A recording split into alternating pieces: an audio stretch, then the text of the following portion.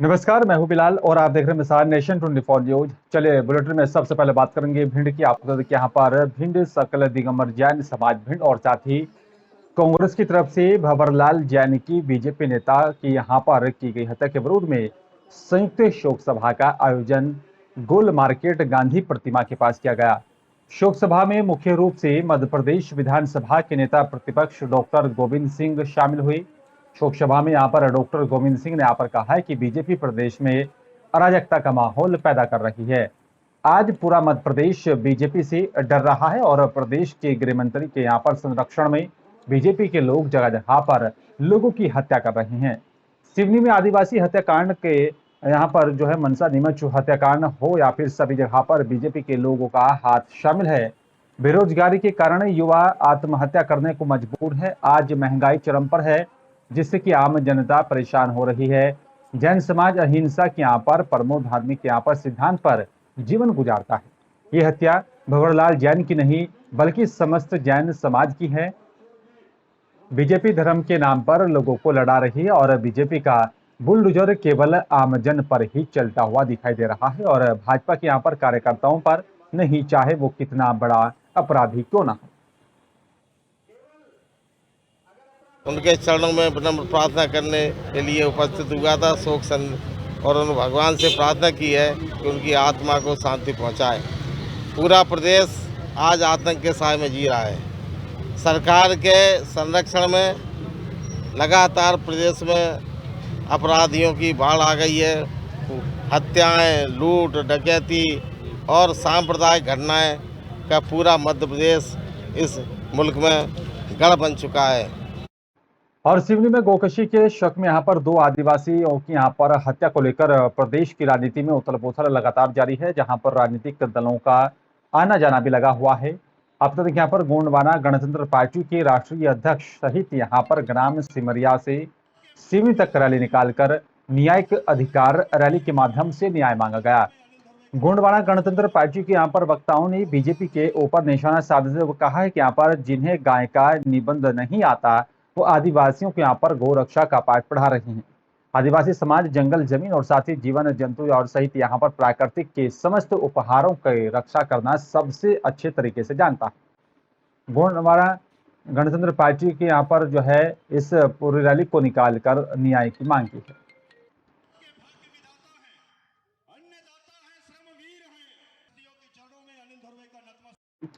और से बात अल्मोड़ा की करेंगे। आप बता दें कि यहाँ पर वरिष्ठ पुलिस अधीक्षक अल्मोड़ा प्रदीप कुमार राय के यहाँ पर नेतृत्व में अल्मोड़ा जिले भर में मादक पदार्थों की तस्करी के खिलाफ चेकिंग अभियान लगातार चलाया जा रहा है।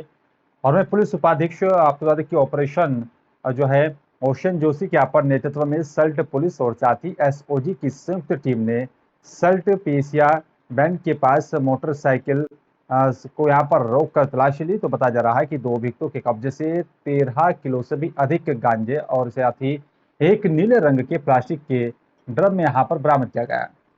वहीं दोनों पूछताछ करने में यहाँ पर जो है नौसाद पुत्र शाहिद निवासी ग्राम बुरहानपुर अलीगंज थाना भगतपुर जनपद मुरादाबाद उत्तर प्रदेश, असलम पुत्र अली मोहम्मद निवासी ग्राम बुढ़ाना अलीगंज थाना भगतपुर जिला मुरादाबाद उत्तर प्रदेश बताया गया।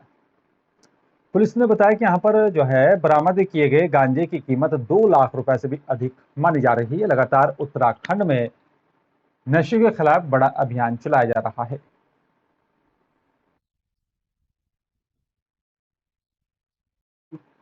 अल्मोड़ा के द्वाराहाट अल्मोड़ा जिले के यहाँ पर जिला पंचायत द्वाराहाट में करीब 2.5 साल के बाद पंचायत बैठक संपन्न हुई है।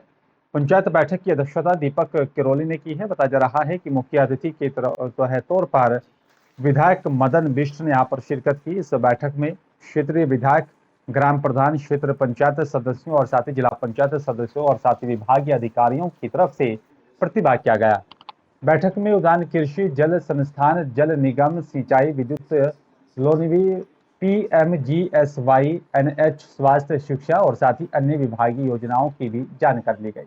जनप्रतिनिधियों की तरफ से अपने अपने क्षेत्रों के यहाँ पर जन समस्याओं को सदन के जो है सम्मुख रखा और साथ ही बैठक में उद्यान विभाग की यहाँ पर समीक्षा के दौरान जो है दानागिरी गार्डन को भी विकसित किए जाने की बात सदन में रखी गई है।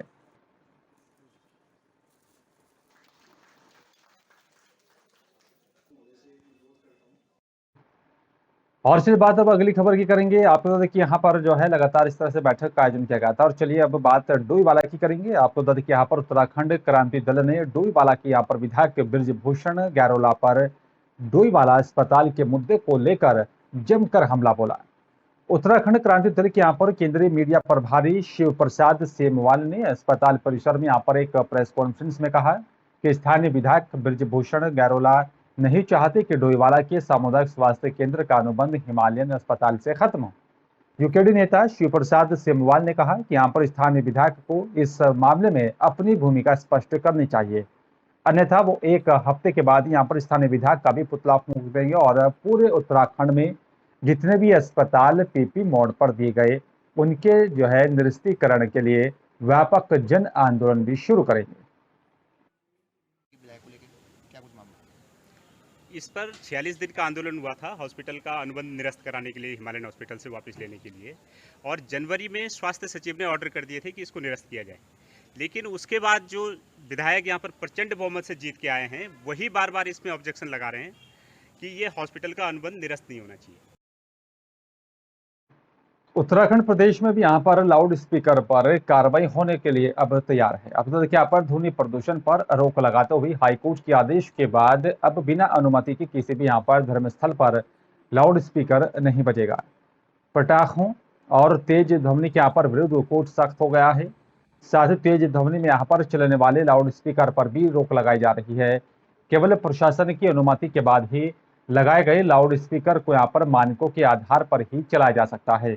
और कोर्ट के आदेश के बाद पुलिस प्रशासन ने यहाँ पर मंगलौर में सभी मुस्लिम धर्मगुरुओं की बैठक आयोजित कर तो यहाँ पर कोर्ट के आदेश का अनुपालन किए जाने की अपील की।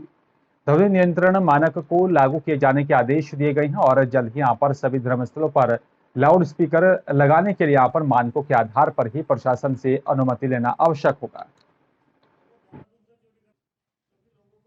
इसमें 2-3 बातें कही गई। पहली बात तो ये कही गई है कि हम सब लोगों को चाहिए, जो मस्जिद के ज़िम्मेदारान हजरात हैं, वो एसडीएम से इसकी इजाज़त लें। और दूसरी बात ये कही गई है कि लाउड स्पीकर की जो आवाज़ है वो महदूद होनी चाहिए। और इन्होंने उसके लिए क्षेत्र मुतय्यन कर दिए हैं कि क्षेत्र में किस इलाके में कितनी आवाज़ होगी, कितनी आवाज़ नहीं होगी। और ये हुक्म हाई कोर्ट की तरफ से आया है और उसी हुक्म का पालन कराने के लिए प्रशासन यहाँ पर आया। इसने मीटिंग यहाँ पर रखी और हम लोग यहाँ पर इकट्ठा हुए। ये जो है मीटिंग जो है हाई कोर्ट के जो दिशा निर्देश दिए गए हैं कि ध्वनि प्रदूषण हो रहा है, उसके लिए धार्मिक संस्थानों के सम्मानित लोगों को बताया गया है कि आप जो है उसकी एक तो बजाने के लिए परमिशन लेंगे और उसकी ध्वनि को जो हाई कोर्ट ने दिशा निर्देश दिए हैं उन्हीं मानकों के अनुसार बजाएंगे। और इसलिए बात रानीखेत की करेंगे। आपको बता दें कि यहाँ पर कोरोना महामारी के कारण 2 साल से बंद पड़ा कौमी एकता का प्रतीक उर्स समारोह कुरान खवानी के साथ यहाँ पर शुरू हो गया है। कालू सैयद बाबा की यहाँ पर मजार पर कुरान पाठ हुआ और साथ ही देर शाम तकरीर हुई। इधर बाहर से आए व्यापारियों ने वहां पर दुकानें सजा ली और गंगा जमुनी तहजीब के लिए प्रसिद्ध इस समारोह में भाग लेने के लिए देश के विभिन्न राज्यों से जायरीन पहुंचने लगे हैं। नगर वासियों की तरफ से यहाँ पर सामूहिक चादर चढ़ाई जाएगी। महामारी के कारण पिछले 2 सालों से उर्स प्रतीकात्मक रूप से मनाया जा रहा था और इस बार 48वें उर्स समारोह की यहाँ पर शुरुआत हो गई है और 4 दिनी इस समारोह की शुरुआत कुरान खवानी के साथ हुई है। बाबा की मजार से सुभाष चौक तक का यहाँ पर इलाका फूलमालाओं से सजाया गया है। स्थानीय और साथ ही बाहरी व्यापारियों ने यहाँ पर वहां दुकानें सजा दी हैं और खरीदारी भी करने के लिए भारी संख्या में लोग वहां पर पहुंचने लगे हैं।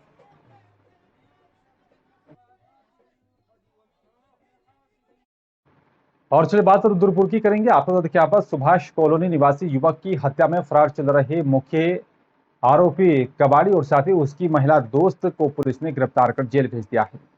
मुख्य आरोपियों पर रुद्रपुर और साथ ही रुद्रपुर कोतवाली में 2 मुकदमे भी दर्ज किए गए।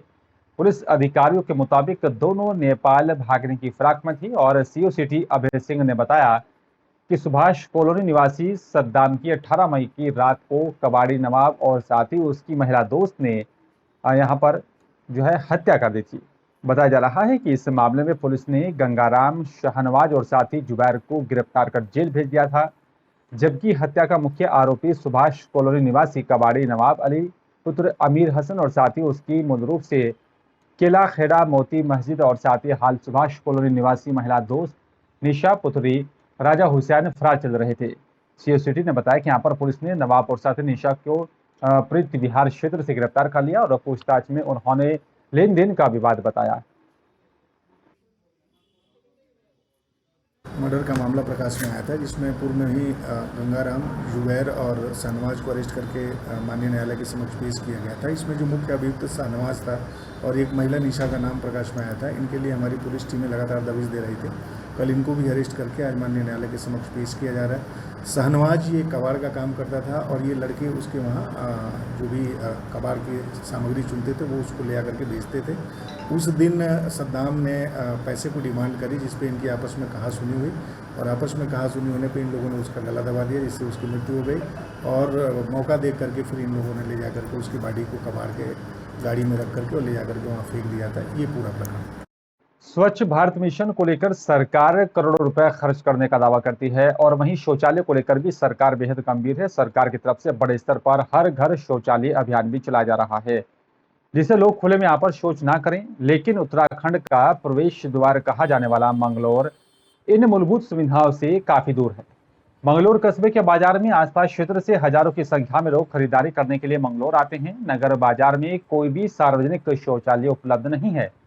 ऐसी स्थिति में खरीदारी करने आई महिलाओं को भी भारी परेशानियों का सामना करना पड़ता है। उन्हें मजबूरन खुले में ही आकर शौच करना पड़ता है, और जबकि पूरे नगर बाजार में केवल एक ही शौचालय बना हुआ है, जिसमें महिलाओं और विकलांग के लिए कोई भी सुविधा मौजूद नहीं है। ऐसी खुले में आकर शौच करने पर व्यापारियों को भी खासा दिक्कतों का सामना करना पड़ता है, और जबकि मंगलौर में रोजाना हजारों यात्रियों का भी आवागमन होता है, अधिकतर यात्रियों को भी यहाँ पर खुले में ही शौच करने के लिए मजबूर होना पड़ता है। देखिए, यहाँ एक लाइब्रेरी है बहुत पुरानी, वहाँ पे एक शौचालय बना हुआ है, वो भी सिर्फ जो है ना जेंट्स के लिए है। गांव देहात से यहाँ पे हज़ारों लाखों की संख्या में बहुत लोग आते हैं सामान ख़रीदने के लिए, अपने कारोबार के लिए, और बहुत ज़्यादा परेशानी का सामना करना पड़ता है उन्हें इस चीज़ के लिए। अच्छा, ख़ास तौर से महिलाओं के लिए, महिलाएं ढूंढती फिरती हैं। एक सर्राफा बाज़ार में हमारे यहाँ धर्मशाला है, कभी कभी जिसको ज़्यादा परेशानी होती है वो धर्मशाला का भी इस्तेमाल कर लेती है। उसके बाद कोई शौचालय नहीं। एक शौचालय उन्होंने भी टूटवाया है बाज़ार में, मेन बाज़ार में, जो बैंक वाली गली में था। वो लोगों ने बहुत विरोध करा, लेकिन उसके बाद टूटवा दिया। वो कहने लगा आधुनिक हम इसे बनाना चाहते हैं, यहाँ कोई इंतजाम नहीं है। लोग बाग गाँव के देहात की लेडीज़ भी आती हैं, आदमी भी आते हैं, शॉपिंग करते हैं, ख़रीदारी करते हैं। अब तो लक्सर से जवालापुर तक खूब पब्लिक आती है, घाट मंडी में खूब जाती है। यहाँ शौचालय की बड़ी दिक्कत है। लोग बाग एक दूसरे की कुंडियाँ खटकाते हैं कि हमारी लेडी को टॉयलेट की जाना है, और लोग बाग भी कुछ करवा देते हैं, कुछ मना कर देते हैं। तो यहाँ पे हर जगह शौचालय होनी चाहिए। अगर नगर पालिका के पास अपनी जगह नहीं है तो आजकल इलेक्ट्रॉनिक शौचालय भी आ रहे हैं, आधुनिक भी शौचालय आ रहे हैं, जो फोल्डिंग है, लाओ और ले जाओ, शाम को सुबह को खड़ा कर। लेकिन यहाँ पे कोई सुनवाई नहीं है, ना चेयरमैन ध्यान देता, ना यो ध्यान देता है। उत्तर प्रदेश की तर्ज पर अब उत्तराखंड में भी पुलिस ने अपराधियों के खिलाफ सख्त कार्रवाई शुरू कर दी है। उधम सिंह नगर पुलिस ने रुद्रपुर में सद्दाम हत्याकांड के मुख्य आरोपी नवाब अली के घर को भी बुलडोजर से चलाकर ध्वस्त कर दिया है। पुलिस की कार्रवाई से अन्य अपराधियों में भी अब हड़कंप मचा हुआ है। सद्दाम हत्याकांड के मुख्य आरोपी नवाब अली और साथ ही उसकी मित्र निशा की यहाँ पर जो है गिरफ्तारी के बाद पुलिस ने सुभाष कॉलोनी स्थित यहाँ पर अवैध रूप से नजूर के यहाँ पर भूमि पर बने नवाब अली के मकान और साथ ही गोदाम के ध्वस्तीकरण की कार्रवाई को अंजाम दिया। भारी पुलिस फोर्स की मौजूदगी में बुलडोजर से यहाँ पर ध्वस्तीकरण किया गया, और आपको बता दें कि यहाँ पर कॉलोनी में लोगों का जमावड़ा भी लग गया था। करीब 2 घंटे तक चली कार्रवाई के दौरान पूरे मकान को ध्वस्त कर दिया गया।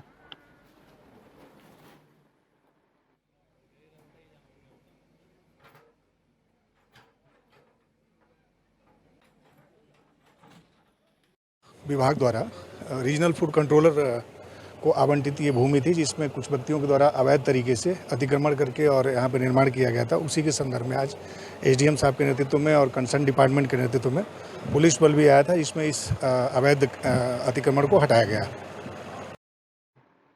और चलिए बात अब अगली खबर की करेंगे। आपको बता दें कि यहाँ पर देर रात एसडीआरएफ टीम को थाना बड़कोट से यहाँ पर सूचना मिली थी कि डाबरकोट में यहाँ पर एक वाहन खाई में गिर गया है, जिसकी सर्चिंग को लेकर यहाँ पर एसडीआरएफ टीम की यहाँ पर आवश्यकता है। उपरोक्त सूचना प्राप्त होने पर ही एसडीआरएफ पोस्ट बड़कोट से यहाँ पर रेस्क्यू टीम को तत्काल जो है रवाना किया गया। उपकरणों के साथ घटनास्थल पर टीम पहुंची। एसडीआरएफ की टीम को वहां पर घटनास्थल पर पहुंचने के जो है दौरान पता चला कि यहाँ पर एक बोलेरो कार जो है खाई में गिर गई है, जिसमें बताया जा रहा है कि 13 लोग सवार थे जो कि यमुनोत्री धाम दर्शन करने के लिए कर जा रहे थे। डाबरकोट के पास वाहन अनियंत्रित होकर गहरी खाई में जा गिरा, जिसमें से बताया जा रहा है कि 4 बच्चे सहित 10 लोग घायल हो गए हैं। 3 लोगों की घटनास्थल पर ही दर्दनाक मौत हो गई। एसडीआरएफ टीम की तरफ से अंतित विषय परिस्थितियों और साथ ही रात के घनघोर अंधेरे में यहाँ पर गहरी खाई में उतरकर इस पूरे रेस्क्यू को अंजाम दिया गया है।